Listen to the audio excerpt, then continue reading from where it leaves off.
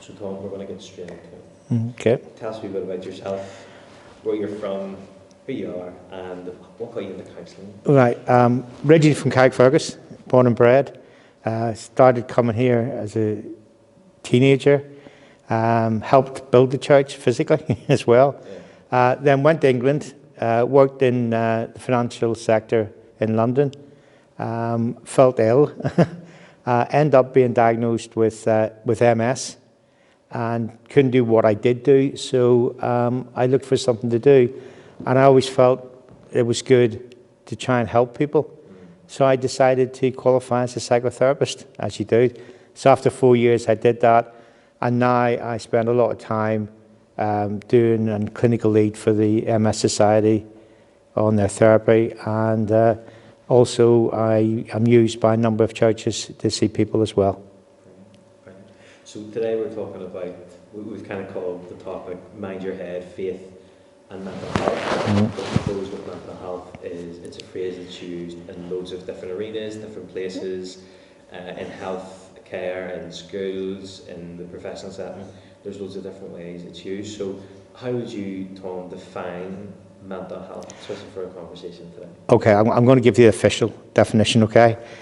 Mental health is defined by how individuals think and feel about themselves and their life, and how it affects an individual and how they cope and manage in times of adversity. That's what mental health is. It's about how you're feeling and dealing with stuff. Yeah. So if we were to start off by, I'm going to talk about this through the week, of starting to dispel some of the myths around mental health, would you say that mental health, Tom, is a spiritual or physical, or maybe both, of an issue? And where is the spiritual and the physical line for you? Okay. What causes mental health? Yeah. Okay. And that can go from adverse childhood experiences related to other ongoing chronic medical conditions, biological factors, or chemical imbalances in the brain. It is not caused by a lack of faith.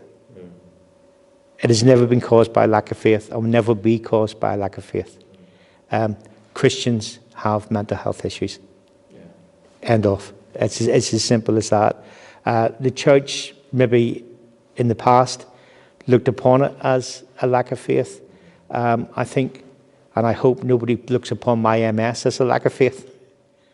Yeah. And mine's a medical condition, such the same as mental health. It is a medical condition. Yeah. And nobody should feel shame in any way whatsoever for having mental health issues.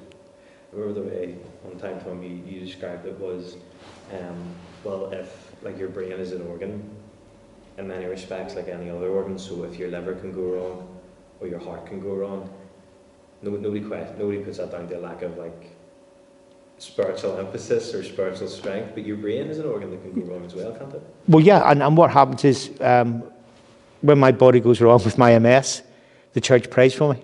Yeah. And lifts me up. Yeah.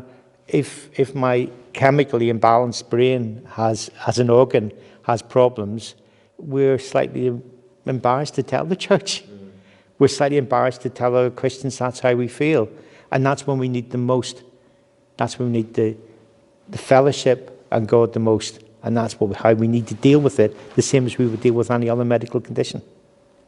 Brilliant. So that actually takes us quite well on to the next question around dispelling some myths. So it says this: as a Christian, sometimes mental health and faith can be a difficult topic to get our heads around, because on one hand we have experienced the joy and peace of knowing Jesus and simply being a Christian, and on the other we may experience feelings of anxiety, depression, or even just feeling low from time to time. Could you maybe speak into that for us? Okay, Christians can have mental health issues. Yeah. Why? Because they're human. I mean, it doesn't give us this little badge when we get saved saying, right, that's it, I don't have any mental health issues now. I am covered by everything. We have broken bodies. Yeah. A Christian body is just as fallen and weak as anybody else's. You know, this means that we have heart attacks, we can have diabetes, and yes, we can have MS. Brains can break. the chemistry and electricity can malfunction, and the hormones can be imbalanced, and so on. Christians live in a broken world.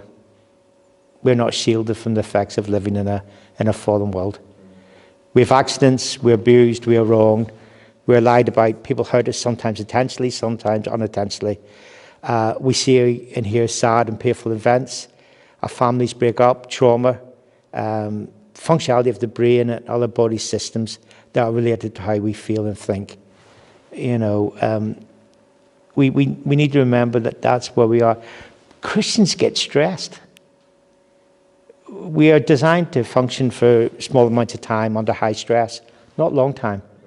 And we have stress. And part of our God-given system is to fight or flight. Anxiety. When we feel anxiety, we think we're not trusting God. God give that basically in us, so that if we were walking down the road and a saber-toothed tiger jumped out from behind a fence, we would go, do I run or do I fight? Logically, I think most of us would run. Okay. But that's the God-given defense system that's in us. Now, what happens is that anxiety, if it's slightly malfunctioning, takes us about everything, and we've anxiety over a lot of things, where the fight or flight comes into natural things that happen in our life. To add to that, we feel that because we have anxiety or depression, we get stressed because we feel we're letting God down. And that adds to it. So Christians can actually have a higher degree of mental health issues than non-Christians because we feel we're letting God down, and we're not. We're absolutely not. The strength of people with anxiety, depression and trauma is unbelievable. They're a joy to work with. They're some of the strongest people I've ever met in my life. Their faith is unbelievable because they're saying, with this, I'm still loving God. Yeah. In the middle of it. Yes, right in the middle of it. When they're in the trenches and it's rough, they still have faith in Jesus. Yeah. And this question wasn't on the... well, it's going to come up later, actually, but right. You said, Tom, sometimes it was nearly coming across like for some Christians, we can nearly get ourselves into this cycle of feeling like we're letting God down and beating ourselves up, and, you know, because we feel like we're not maybe meeting the standard of faith or whatever impact that's maybe having on our mental health, or as a result of our mental health. For someone maybe who is listening to this, what's the best way they can break that cycle of continually feeling they're letting God down because of their mental health? Okay. First off, talk to people. Talk to your pastor. Talk to people in the church you love and trust. Talk to God an awful lot about it. Really, really, that's what we need to be doing. Stop being embarrassed about it. You know, I often say to people I work with that sometimes we should wear our mental health as a badge of honor because it proves that we're strong. Yeah. We need to seek. God has given us a mighty counsellor. Yeah, that's biblical. That's his name, isn't it? The Holy Spirit, the counsellor. We have a counsellor, and trust me, he's a lot better than the rest of us therapists. But we never think of going to him, which must frustrate God. It's unbelievable. But we need to go to him and say, look, I am dealing with this problem and I don't know what to do. Help me. You know, we then have to realize that patience, because God can do things instantly, but God wants us to grow in a process that we learn to grow. So it's a process. Now, the mighty counselor's answer to it, and God's answer to it was, go speak to your pastor and go see somebody and take medication, which I'm telling you is usually the answer. That's the practical answer of how to do it. We need to share. If you're struggling with mental illness, you need to share. You need support. You can't do it by yourself. The next question, Tom, we've kind of covered already, but it might be worth delving in a little deeper into it, especially maybe more from your own experience of counselling people and your experience of faith. So it says, for some people, they may have heard the idea that if your relationship with God is right and you have a strong devotional life, so in other words, you pray, you read the Bible, You shouldn't have any mental health concerns, therefore. Or, for example, maybe another way to word that is, how can you be depressed if you have God in your life? You know, the whole thing, if you have the joy of the Lord, how can you be depressed? And it just says, can you speak into that for us a little bit? Okay. This is something we need to remember. If you are struggling with mental health issues and you're a Christian, you are not a bad Christian. Okay? Just stop that. No more than I'm a bad Christian because I've got physical problems in my life. Having mental illness is not a sin. It does not block us from the relationship we have with Christ. It doesn't stop it growing. It doesn't stop us meaning that we can have a wonderful, wonderful Christian life. It just means that we've something we have to deal with, and it's a struggle, and it's hard. I think we can go through the Bible, and we may touch on that later, of people in the Bible who have suffered with mental illness and cried out to God. Let that be a lesson to us. We need to cry out to God. You know, faith is, and I always remember the definition that's hammered into you maybe as a young Christian. It's faith is forsaking all, I trust Him. That's what we need to do with mental illness, is trust God and be led by Him what we need to do about it. It doesn't make us a bad Christian. It makes us a strong Christian. Unfortunately, it's an awful thing to endure, but if you are living close to Christ, it will make it easier. Yeah. And that's the important thing, isn't it? Like you were saying, Tom, not allowing it to keep you from God or to develop that deep relationship with Him.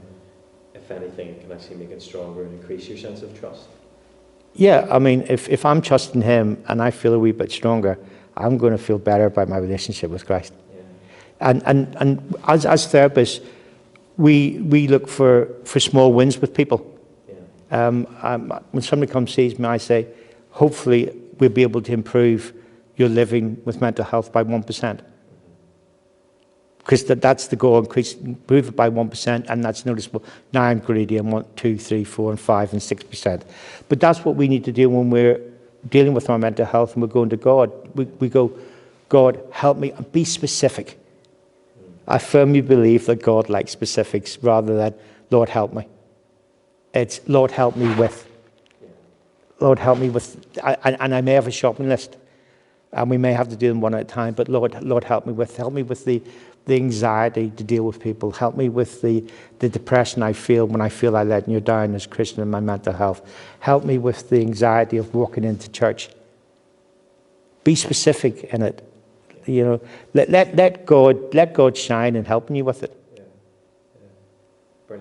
Brilliant. So let's get practical then. So we've dispelled some of the myths around mental health, especially for Christians. If we were going to talk a wee bit about getting really practical, J. John, the evangelist, Bible teacher, tells a brilliant story of, he's doing lectures in, I think it was Oxford he was doing lectures in, and he was talking about the Christian faith and its relevance and its reality. And he'd done lectures like every night of the week, and at the end of the round of lectures, a young guy comes up to him and says, I really appreciate all that you've said, but look, I don't believe it. I think Christianity is just a crutch. And J. John looked at him, and maybe not in the most Christian way, thought, well, I hope you break your legs. Because what he said to him was, if you broke your leg, would you appreciate the use of a crutch? And he says, yeah. He says, if you broke 2 legs, would you appreciate the use of 2 crutches, or even a wheelchair? And he says, yes. And he says, well, Christianity is the crutch that I lean on, while Jesus puts me back together. So he was nearly saying, yeah, you're right, Christianity is a crutch. It is. And so the question, Tom, is, in your years of following Christ and as a practicing psychotherapist, in what way have you seen the Christian faith support people and be that crutch in their mental health? Okay. I'll try and give you 2 examples. I'll start with one. You might have to remind me. I've got to give a second one. I was seeing a young lady, about 25, who was diagnosed with aggressive MS and was in an electric wheelchair and was due to get married, and was obviously very excited about getting married and everything, was deeply depressed. And we drilled down, we found out why. It's because she couldn't walk down the altar with her dad. She said, I can cope with sitting at the front of the church while I do my vows, but I can't cope with not walking down the altar. Now, as a Christian, when we're doing non-Christian therapy work, we're technically not allowed to bring in our Christianity unless the person asks us. And they said, how would you deal with this, Tom? And I said, well, I go straight to God and tell him what I need, tell him what I want, tell him I need in some way to be able to walk down a little bit of the altar to the front of the church with my dad. And if anybody from the BACP is listening to this, we prayed.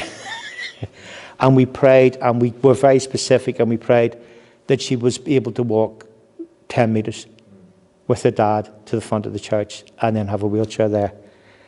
And she was able to do it. We prayed about that at the end of our sessions for 6 weeks. And then we got practical as well, because I had the neurophysio work on her, that she was able to walk along with somebody for 10 minutes. So we were practical about it as well. But she did it. Now, that is joy. Yeah. And that brought joy to her life, brought joy to her dad's life, and brought joy to her family life. But it brought joy to Jesus as well, because he went, you trust me to do that. Now, that may sound like a very, very small thing. For that young lady, it was massive. Yeah. Absolutely massive. Another one. I have remembered I had another one. A gentleman I'm working with and has found life very, very difficult. Has a medical condition as well. And I got him as a massively urgent referral from a consultant. Would I see him? And the man's a Christian. And he said, why do I want to kill myself, Tom? Because I can't keep going on. I started working with him, and then one night he rang me and said, Tom, that's it. And he rang me from the docks in Belfast. So I said, right, well, you are. So I nearly said his name then, I mustn't. Stay on the phone with me and I'll be there. And we went up and we prayed at the docks. We got him home. We did the practical of keep safe contracts and all the things we're meant to do as a therapist and everything. And I said, I want your word standing here that you will keep yourself safe the next week. He went, okay. And I said, now you've promised to me before God you do. I said, Tom, I will keep myself safe. And we did that for a number of weeks. And every week he said, it's easier to say, yes, I'm going to keep myself safe. You know, and now he is in, I mean, we had to slap him to get him back into church. I said, you need to be in church. You need to be part of the fellowship. Because he isolated himself. He's praying, he's reading his Bible, he's trusting God, and he feels safe. Yeah. Wow, isn't that amazing? It's you don't know what joy that brings me, to have just play a tiny, tiny little part in someone's life like that. You know, it really is. I was going to say, it's massive what you do in your role, you know, in being the Lord in many, or representing the Lord in many ways, just by being next to people in those moments. That's an incredible privilege and an incredible thing that you do, isn't it? And like many other counselors like you. It is, but I do tell people I'm just one of the items in the toolbox that God uses. I'm not quite sure which one I am. I sometimes think I'm a hammer, but you know, but I'm just one of the tools in God's mighty toolbox. That's it, and it's a joy to be in the toolbox. Brilliant, I love that. So, continuing on with the practical side of things, Tom, there are plenty of scriptures that talk about anxiety and fear. For example, in Matthew 6:34 it says, "Therefore do not be anxious about tomorrow, for tomorrow will be anxious for itself. Sufficient for the day is its own trouble." In Philippians 4, verses 4 to 6, "Do not be anxious about anything, but in everything by prayer and supplication with thanksgiving, let your requests be made known to God, and the peace of God, which surpasses all understanding, will guard your hearts and minds in Christ Jesus." In 1 Peter 5 and 7 it says, "Give all your worries and cares to God," or in some translations it says, "Cast all your anxieties on him, for he cares for you." So Tom, from a Christian perspective, what are some practical ways we can deal with fear and anxiety? Okay, the first verse mentioned there, today. Yeah. Okay, and we work on this quite a bit in therapy, that you concentrate on the here and now. We don't dwell in the past. We can remember the past, but we don't live there, and we don't dwell in it. And we don't dwell and live in the future. We live in the here and now. God is with us in the here and now, and we need to be with God in the here and now. So I live my life in 4-week cycles. Some people think shorter, they think it's 4 days, but that's what I do. So I deal with what I'm dealing with now. If I think too far ahead, I'm going to get anxious about it because I've got tons to do. I don't. I deal with where I am now, and I keep short accounts with God. So with people with mental health issues, don't do, oh yeah, I'm struggling with that, I need to take it to God and pray about it. I'll do that on Friday, or I'll do it next Friday. Do it now, wherever you are. If you're feeling anxious, pray. If you're feeling anxious driving the car, don't close your eyes. But I mean, pray. You know, that God wants to hear from you. Tell God how you're feeling in the here and now. The one was cast all your anguish and anxiety on God. Yeah. Please do it. Yeah. That's what He said. It's not a dumping ground. Yeah. It's not, oh, there you go, God. Because if you're specific about your prayer, God's going to come back with answers, and you better do them. Because if I pray for something and God gives me an answer. I remember one time, Tom, you said, it was not in context of this conversation, but I remember one time you said about prayer, if you're going to pray for something, be prepared to be a part of God's answer. Do you sometimes think that can apply to mental health? I know there's some things in life that is just only God's hand, but...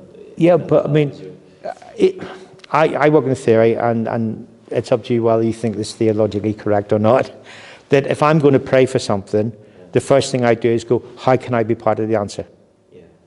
You know, so if you come to me and say, Tom, something, my first thought is, how am I going to be part of the answer? And my prayer to God is, I'm praying for you, but God, show me how I can be part of the answer.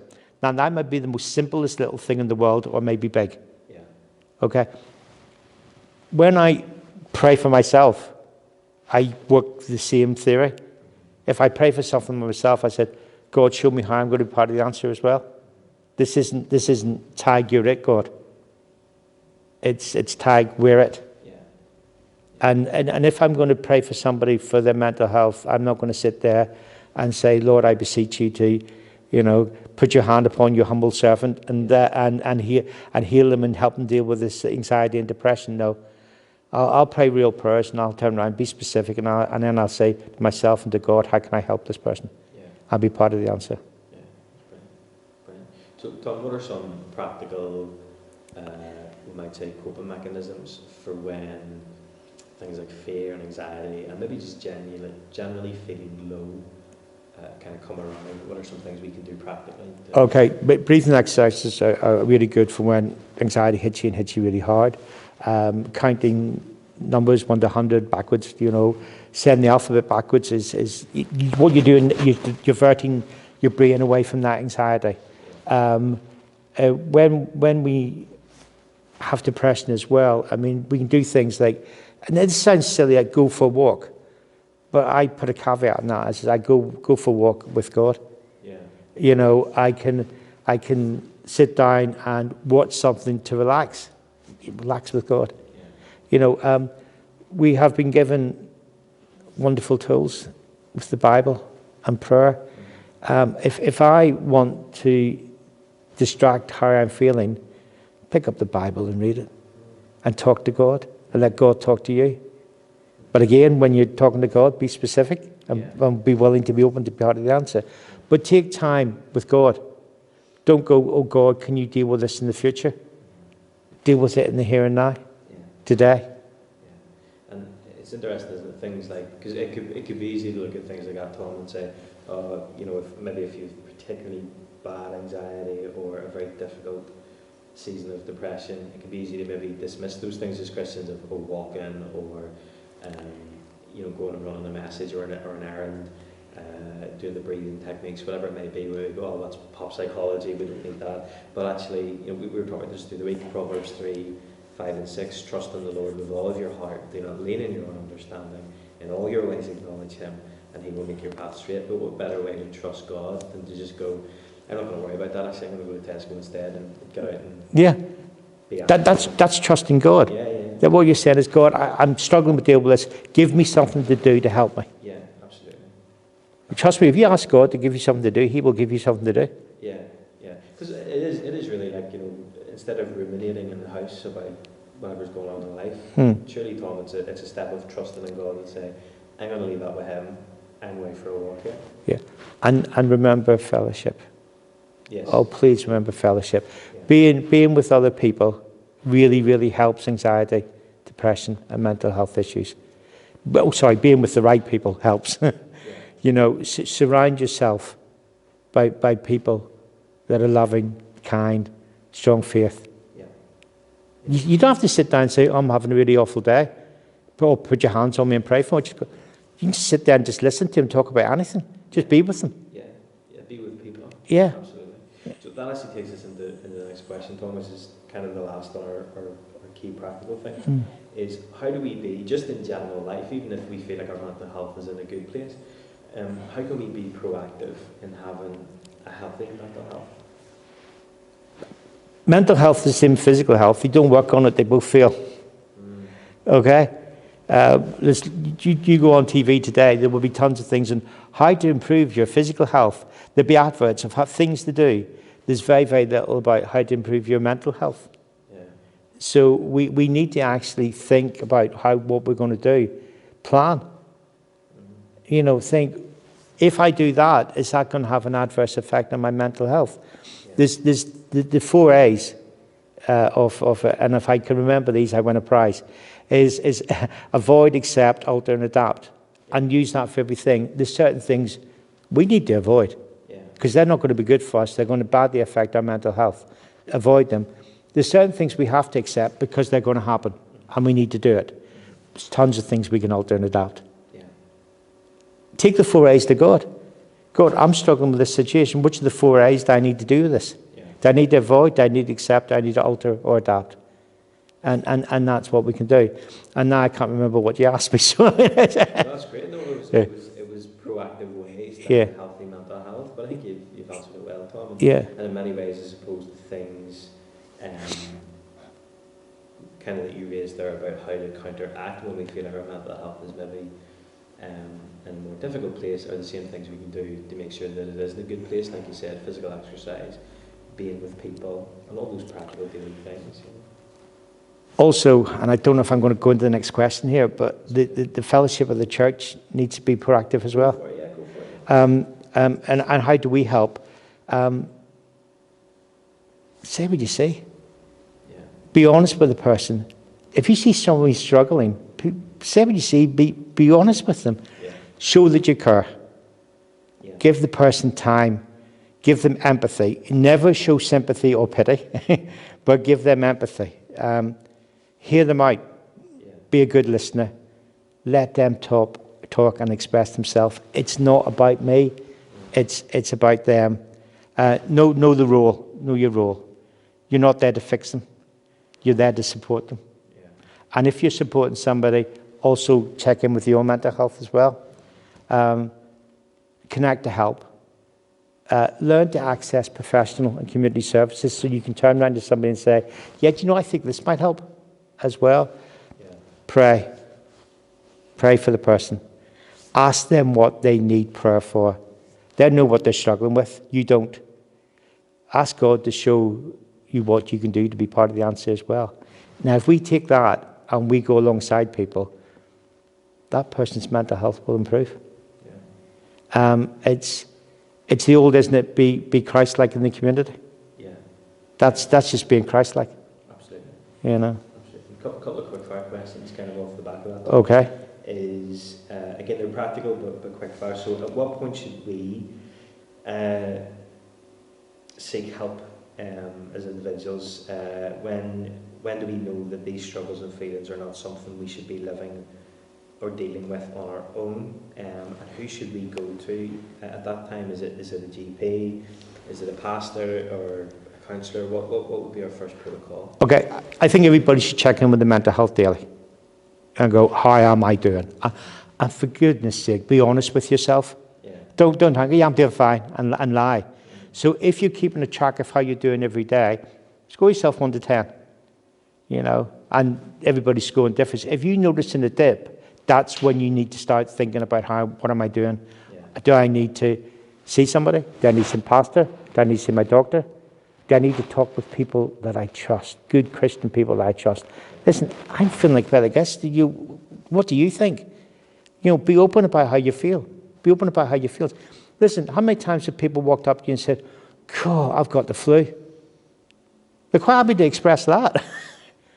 You know, they're quite happy to express, oh, my back's sore. Oh, I had a bad night's sleep. Yeah. That's how we should be if our mental health is be in a place where we can discuss it. We need to seek help. Yeah. Did we go into medication?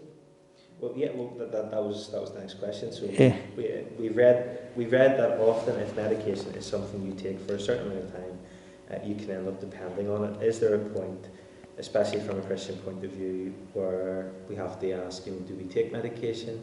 And if we take medication, how long should we take it for? Okay. As far as I'm concerned, according to Scripture and God's heart, it's okay to take medication for your mental health challenges. It is okay. Yeah. Kind of goes back to that story. If you broke your leg, yeah, you don't want the doctor to do something. Yeah, I mean, if I go to the doctor and he gives me a painkiller, which I take anyway, that's about me saying I'm not going to take my neurological pain relief because I'm a Christian. Yeah. Now, I think most people in the church would look at me and go, you stupid? Why would I be any different about mental health issues? Yeah. Now, as a therapist, I would say this. It's belt and braces. Yeah. It's medication and therapy. Therapy can come from people in the church that you love and being alongside them. If you're reaching a point where your mental health is deteriorating more, then I strongly would advise, as you would guess, to seek a therapist. Yeah. It's a place where you can go, be totally honest and confidential, because we're bound by confidentiality. Yeah. And you can come along and just be yourself. Taking medication is not a lack of faith. Yeah. It really isn't, and we need to remember that it's not a lack of faith. One thing, and this is in big bold letters, and if you take medication, never, and under no circumstances, never stop your medication without professional medical input. So if you're on medication and you go, whoa, I'm feeling really good, you know, you go to medical professionals to discuss, should I think about reducing my medication? We never let people come off medication. We reduce medication if they're doing really, really well and see how they react. The number of people I've maybe seen 4 or 5 years ago have rung up for an urgent appointment. And I said, what's the matter? I said, I was feeling really, really good there for 6 months and I stopped my medication. Now I feel awful. And I go figure. Yeah. You know what I mean? That comes back to the brain being an organ and the functionality of it and the biology of it and all those, the chemistry of it, all those things. Yeah. You know, Yeah. Last couple of questions, Tom. One of them is, do you have maybe a favourite verse or Bible story or personal faith story that has encouraged you most in the area of mental health or well-being? This is one that a lot of people wouldn't think about. Maybe because I'm just strange, I don't know. But children of Israel coming out of Egypt, walking towards the Red Sea. I go, oh, there's a big sea in front of us. I've got chariots looming down on them. Now, if ever there was a time where anxiety is going to hit, it is there. Massive, massive anxiety. And I'd say from everybody there, there's anxiety taking part, some more than others. And the prayer is, what are we going to do? God answers prayer, parts the Red Sea. Now here's the bit that sticks with me, and I think is so wonderful. They walked across. They walked. They didn't run. They didn't jump on a mobility scooter. They walked across. And that's because God gave them peace to deal with that. So I know that God will deal with anxiety in the way that he wants to deal with it. not in the way I want to deal with it. I'd been sitting there going, oh God, what are we going to do? Parting the Red Sea would not have hindered my head. You know, but it was such an effect that the people walked across. So that's massive for me. There's so much scripture, and we could sit here and quote it for days. Trusting God, trusting God, trusting God, trusting God. Please, please, please, trust God. So, Tom, for someone here today who is perhaps finding it difficult in coping with their mental health, or has someone they love finding it difficult, what would you say to them today to encourage them? Right, first off is that if it's you need to talk. You need to talk to God, you need to talk to your pastor, and you may need to take it further with your doctor. Be open with your loved ones, be open with your loved family in the church. Just be open. If it's a loved one of yours, talk to them. Yeah. Go back to how we said there, be open, show empathy and everything. Talk to them. Do not ignore it. If I was feeling incredibly ill and said, I'm just ignoring it, I'm not going to the doctors, I'm not going to talk to anybody about it, I'm not going to pray about it, I deserve a slap. Simple as that, I deserve a slap for that. Please, if you're struggling anyway or have a family member or loved one struggling, start talking, start the process. What can we do? If you don't have a clue what to do, ask God. Yeah. Brilliant. Tom, thank you. No problem. Thank you.